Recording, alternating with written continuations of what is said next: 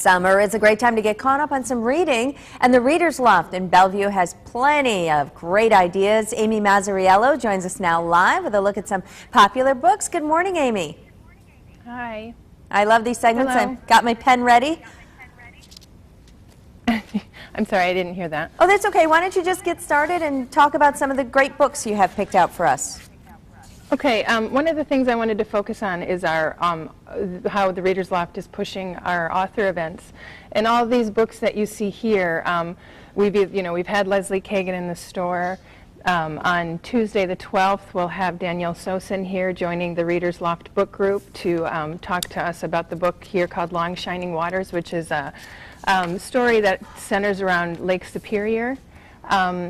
Ruth Bodeker, a Green Bay resident, has written a book about her time spent in Africa with her husband. They spent 8 years living and working in Africa. She'll be here on Thursday, June 21st.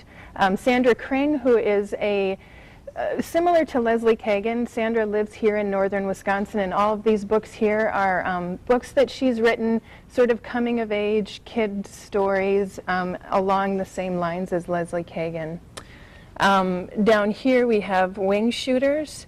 We're expecting this author, Nina Revoir, in October. This is a wonderful story set in 1972 in what's known as a fictional town in Wisconsin, but somewhere up near Wausau.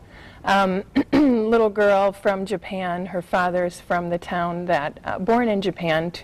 The father's from the town in Wisconsin, and they decide to move to this town. And it's all about how this little girl kind of makes people think about other parts of the world, and it's a riveting story with a twist at the end. And then right here, this book, by Lee Somerville. The reason I want to point this out is because, one, it's a beautiful book about Wisconsin vintage gardens.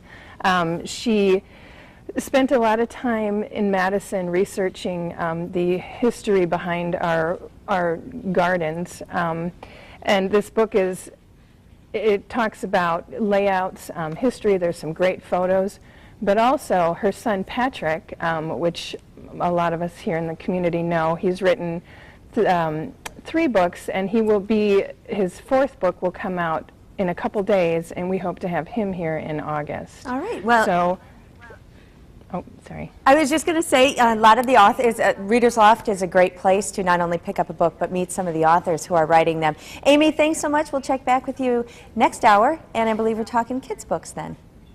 Okay, thanks. Thanks, Amy.